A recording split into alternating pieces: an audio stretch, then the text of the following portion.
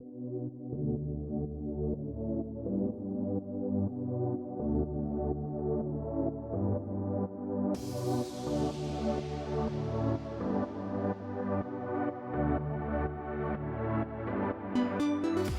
what we want to focus on in Barcelona is talking about the explosion in interest in digital transformation, specifically around trying to solve the intake problem, right? This sort of river of emails, documents, PDFs that come into a carrier, every day across multiple use cases, underwriting, claims, policy servicing, and really talking about how dramatic an impact that can be, automating these processes on the efficiency of these businesses, on the ability to write new policies, improve customer satisfaction, optimize expense ratios, improve loss ratios. It's a critical aspect of the business that's sort of been overlooked historically. What is the challenge in that? Because insurance companies, financial services, they are the masters of data. They've been dealing with data for decades, centuries. How come now it's a problem? It's a great point. I actually sometimes joke with people, because both my parents were actuaries, that actuaries were the original data scientists, if you think about it, right? I mean, that is what an actuarial model is using, this vast amount of data to predict, risk. And so, that is, an essential part of what data science promises here. And you're exactly right. Insurance companies have been very good at data, and they've also made huge investments in platforms to take advantage of data, like core platforms, predictive analytics, workbenches. But along the way, they sort of overlooked that a huge quantity of the data that they'd like to make decisions on starts life unstructured, right? That it starts life in often a scanned PDF or the body of an email, and is not consumable by these terrific platforms that they've invested in and put in place. And I think that's why now there's a sudden increase in interest in this category, because they want to leverage the investments they've already made in these platforms that do wonderful, amazing things with structured data.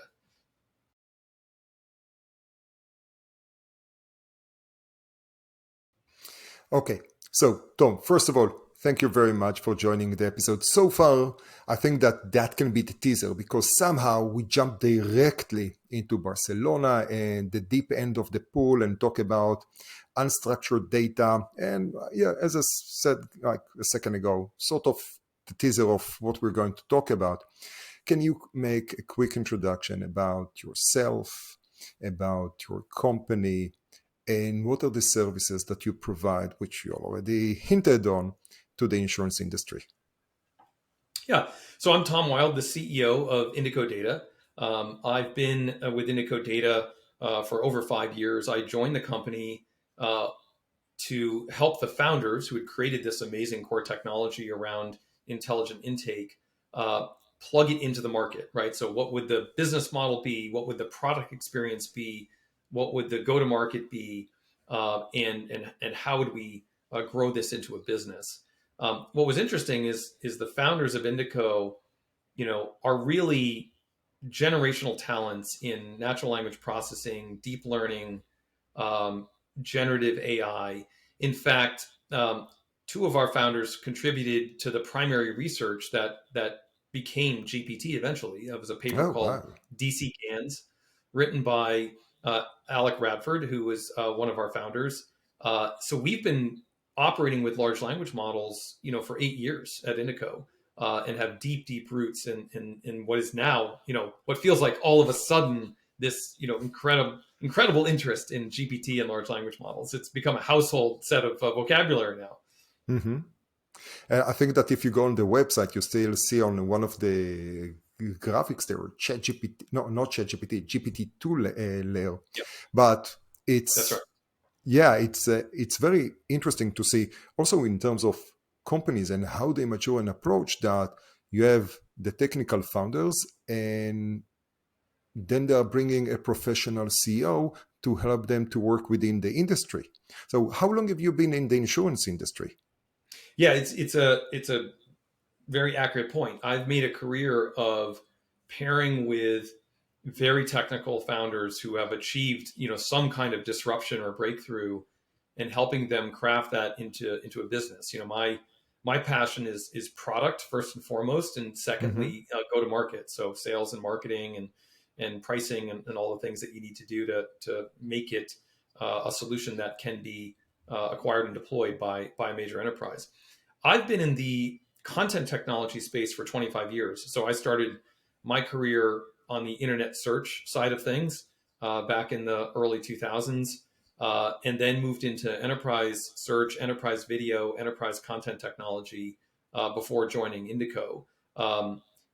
Throughout that process, insurance has always been one of the key verticals that I have developed and sold into. So whether it was within enterprise content management, personalization, enterprise search, insurance has always been a big consumer of those technologies.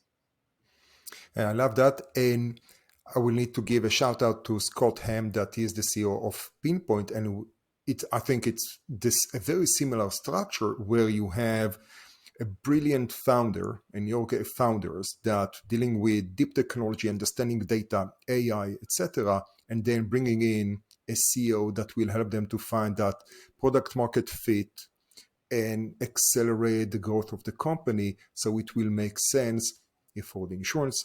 Especially, I'm sure that you're leveraging your background in content and how to work, not just insurance, right? It's also financial and other services that consume all of this unstructured data and need to work efficiently in the market.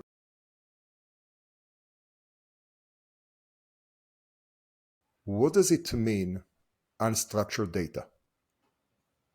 Yeah, I think that the easiest definition for me is unstructured data is typically data that is not readable by a machine, right? If you think about the history of computers, the way we have asked computers to accomplish tasks has been by software code, and then to some extent with data.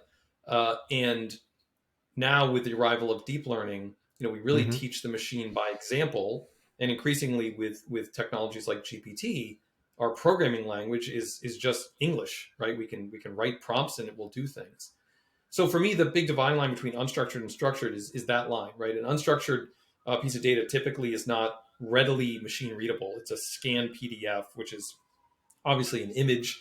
When it starts out life and has to become text somehow, that can then be you can begin to process it with computers. So to me, that's the big dividing line between unstructured and structured. Other people would define it as structured data comes with a set of metadata that describes it, right? So if you Mm-hmm. think about a database or a spreadsheet, you've got row and column headers that in effect is metadata about the data. Whereas with unstructured, you have no metadata about the data typically, other than maybe a file name or a date of creation. So very, very limited data about the data. That's another good way to think about the distinction. What are the main things that you would like to bring out and talk about in terms of your services and for the listeners? What will be important for you? Yeah, I think that one of the key things is, why has this been so hard historically, and why is it possible now? To your point, insurance companies have been dealing with intake for decades, right? It's not a new problem by any stretch. The big difference is historically the best tools we had, and I include myself in that because I've been in this industry for so long. The best tools we had were really two things. We had OCR templating and we had regular expressions, right? That is how we tried to understand unstructured data. The problem with both of those approaches is they're very brittle and very expensive to deploy. If you think about OCR templates, they're very brittle because they assume that the information is going to occur in the same place, in every document, which is almost never the case unless you're talking about something very limited like a form, right? Like a enrollment form or something of that nature. The problem with regular expressions is they're also very brittle and expensive because I have to try to figure out every permutation of the data I'm seeking to teach the machine how to find it, right? So let's just use something simple like dates or currencies. Well, just to get started, I'd have to tell the machine every possible way that date may be presented to me, right? Is it year, month, year, month, day? Is it day, month, year? Is year four, four numbers or two numbers? So that's very tedious, very brittle, and it breaks very easily. The reason why those have been our two tools of choice is historically the computer was not capable of understanding context. And that is the whole secret to unlocking this use case. It's also the whole secret to why GPT and ChatGPT is such a profound innovation. And it's as follows. If you think about the way we understand language as humans, we understand language via context. We don't speak in keywords, right? We speak in context. A machine really understands keywords and historically has lacked the ability to understand context. That's because understanding context is actually a huge mathematical challenge, right? You have a context space around every possible keyword, phrase, sentence, paragraph, page, and you can represent that mathematically. But until deep learning arrived and GPU computers arrived and now GPT arrived, the computer couldn't model context at a scale large enough to really understand unstructured. That has changed. That now makes this a tractable problem using these new technologies. I would love to agree with you, but sadly, I know too many people who speak in keywords and expect you to know the context. While I find it sad and funny at the same time, it's a sad truth. Yeah, but at the same time, I've been playing more and more with ChatGPT and Bard, and I think that I'm just becoming better at defining the questions and simplifying the questions so I can get the answer. I don't think that they are complicated enough to give us the right answer yet. But what do you think? How far are we going to see them develop? Yeah, I mean, I think let me anchor it a little bit in the intake problem, and then I'll kind of go out from there. Yeah, please. So one of the things that has been challenging about deep learning, starting, say, 8 years ago to the present, prior to, GPT-3, is that we needed to train the machine using labeled examples to get it to understand the problem we're trying to solve. Let's use a simple example like a proof of prior insurance, right? So if I gave it enough examples of variations of proof of prior insurance, it could learn how to extract the key value pairs from those documents that I need to use in my underwriting process. Starting 10 years ago, the number of labeled examples I would have to give it might be in the thousands, right, before it could really learn how to interpret such a document. Fast forward, Indico's innovation was something called transfer learning, where by only labeling a couple hundred examples, you basically bootstrap that with the Indico large language model and sort of tricked the machine into thinking you'd given it thousands and thousands of samples, right? So you had this sort of large language model, which was kind of the synthetic context space, and then the specific labeled examples you provided. Now, fast forward to today, things like GPT-4, the reality is that large language model is so large now that maybe I don't need to train it at all. I just need to say to it, here are the 5 key value pair data points I want to see from this document. And by the way, please format them using the following JSON structure. And it can do that. That's really profound, right? That it has that ability to do that. So this sort of dreamed of zero-shot learning, it's called, if you're in the machine learning space, is actually a reality now. Hop over to ChatGPT. So ChatGPT is a use case, an implementation of GPT 3 and GPT 4, which has been trained to understand question and answer responses, right?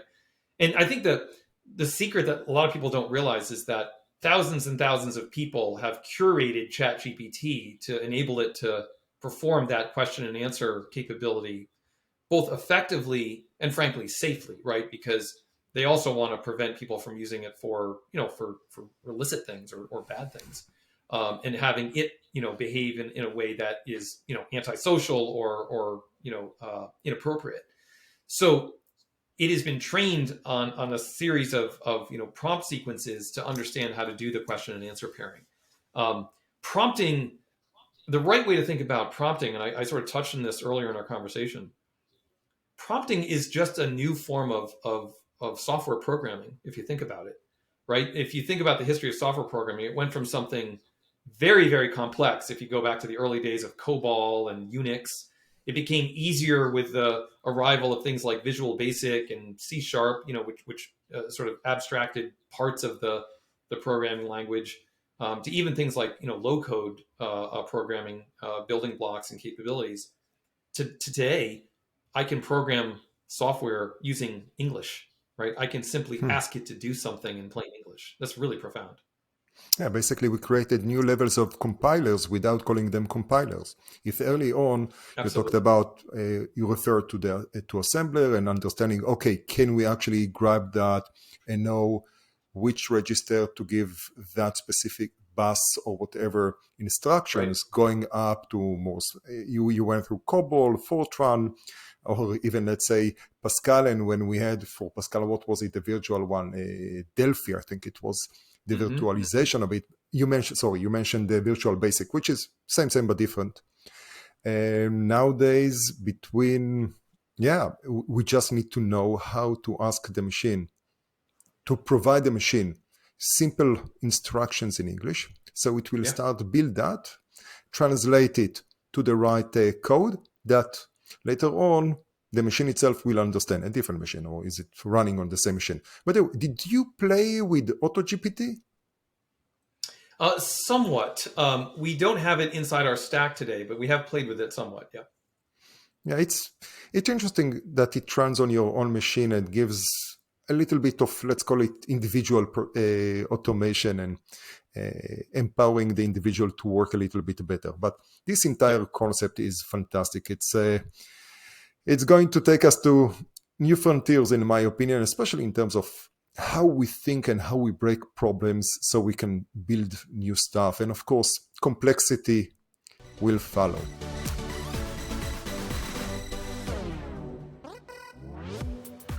So, taking us to Barcelona, ITC DIA Europe, you're going to have a colleague or a partner for Microsoft. What are you going to talk about? Yeah, I think Microsoft's has always been a key partnership of ours, both from a technology standpoint and a go-to-market standpoint. Within the insurance vertical, and I think what I'm excited to talk about when when you listen to Microsoft and how they think about the innovations they've brought to the market and the technology. Microsoft is very much a horizontal technology player, right? They typically haven't built verticalized solutions. That's not really the business. Their verticalization is their go to market as opposed to the actual product they build. And I think they're excited, about Indico and companies like Indico because we represent effectively a delivery scaffold that enables and connects the end customer with these technologies and be able to use it in a governable, responsible, effective way, right? So there's a whole set of challenges around this new technology that have to be solved for the enterprise to be able to use it effectively, right? So if you think Mm-hmm. about some of those challenges that GPT-4 and similar technologies have created, there are things like hallucination and explainability, right? Think about those as sort of two sides of the same coin. Um, the G in G Okay. No, the G in they, GPT stands for generative, right? So, yeah. but the very nature of it, generative, means it is generating something to give you. Well, what if it generates something that doesn't exist in reality? For example, I've observed it generate, if you ask it to say, please tell me the governing state of record for this document. I've seen it simply just make up a state and say it's California, even though California is never mentioned anywhere in that document. So Mm-hmm. something in its training has caused it to bias towards saying, oh, California, even though California didn't exist. And the other flip side of that is explainability, which is something Indico developed early on, and I think still has a strong leadership position in, which is being able to say to the customer at any moment, explain to me why the algorithm or the large language model made this particular decision? Why did it, generate this particular piece of data, and trace that all the way back in its lineage to the training data? That's absolutely critical for the enterprise. You can't have a black box that you can't understand its decision making when you're making decisions that, well, in the case of lending, affect people's lives. In the case of underwriting and claims, have a dramatic potential financial impact on the business and the customer. So, those are a couple examples of the gaps to fill, this scaffold that Indico has built that enables people to use these technologies effectively. Cost is another one. Indico allows you to train machine learning models in a GPT-4, but deploy them inside the four walls of your company, both for data protection and also for cost effectiveness, right? And run them on a compressed model that is much more cost effective. So there's a lot of things to solve, that this new technology has sort of created in the process of all the amazing things it can do. There's also some real challenges in trying to use it in the enterprise. I love that you're creating this viewpoint into the black box, because I don't remember which CEO of which company, one of the bigger ones, that talked about, ChatGPT or those AI modules, they are black boxes. We don't know what's going on. And we cannot give that answer to our customers. If it's insurance, if it's financial, you need to understand how that reaches a certain solution. Even if you provide, our machine is 99% accurate. Okay. However, 1% can impact thousands of people. Those are thousands of people will be in the red. So we need to know how to understand, how to debug it, or how to allow customer service, the call centers, to know how to work with that. So auditability, all of those things are critical in the enterprise. Yeah.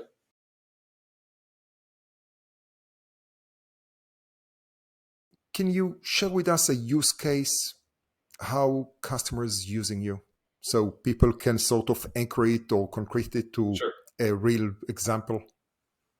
Yeah, I think underwriting is a really good one, especially in the commercial line space. If you think about how the underwriting process works, from start to finish, commonly there is a submission that is presented to the carrier from a broker, and that submission will have several documents. They may be all scanned into a single physical PDF, but regardless, there's several documents that the underwriters require to be able to quote on the particular aspects of that submission. This is very challenging because I think Deloitte has published a study that says up to 40% of the underwriter's time is performing, rote tasks like opening the email, printing out the documents, hand keying in the information into some kind of workbench, et cetera, et cetera. And in the process of doing that, another key thing is we just were talking about auditability. You lose that document to data chain of custody, right? So as soon as I have a document in front of me on the desk and I'm keying it into a system on my computer, that chain of custody is broken, because now me as the user, I interpreted that document and decided what to put in that system. To audit that, you'd have to come back in time and ask me why I did that, right? Like that is the auditability there. So that's very difficult. So once you've got the submission in hand, unbundling those documents, then classifying what documents are here, right? Are we missing any documents? And then extracting the key information from each of those documents. An underwriting process will have several hundred data points required to allow the underwriter to make a decision, especially in complex commercial lines like marine or aviation or things like that, travel. So now you have this data payload. That data payload probably has to be validated in some manner, right? So you're probably asking a third-party system to validate, whether you've ever quoted this particular customer, what other submissions have come from this broker. So there's a whole set of third-party, second-party, or first-party data that you're going to want to validate against. Then that data has to be, transformed so that it can be fed into whatever core platform or workbench or whatever systems the carrier has in place to perform what I'll call the decisioning, right? So one key thing about Indico, that when we describe ourselves, We are not a decision platform. We are the data for the decisions. It's a very important point because there are hundreds of decision platforms out there, predictive analytics, core platforms, underwriting workbenches, claim workbenches. I think of all those as decision platforms, meaning they take an input and they apply some kind of logic against it and they yield an output, which is the decision, right?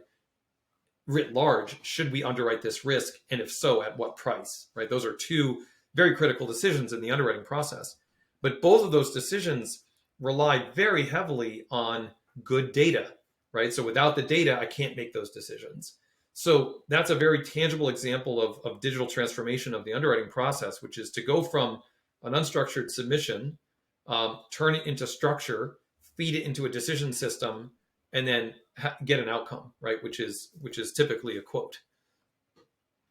Love it. Or not a quote, right? Which is also a fine outcome. It's actually the smarter sometimes, because beside the quoting and not quoting, it's more about how can you select the risk. Because I think one of the most important things is not, and it's also for AI, which is garbage in, garbage stays, or bad risk in. You try to eject that bad risk as fast as possible. Precisely. Although that usually comes in claim. We are reaching the end of this episode. We are already almost at the 30 minutes mark. How should people reach out to you, and when and where they can see your fireside chat in ITC DIA Europe? That's right. We'll be on stage at the event in Barcelona. I think the final schedule isn't yet published, but when you get to the event, certainly look for Indico Data, and we'll be both on the exhibit floor, so you can come visit us on the exhibit floor. We'll have a stand there, as well as the fireside chat. You can also find us at indicodata.ai. Fantastic. Tom, it was a pleasure talking with you. Have an amazing day, and see you in Barcelona. Thanks, Gilad. There.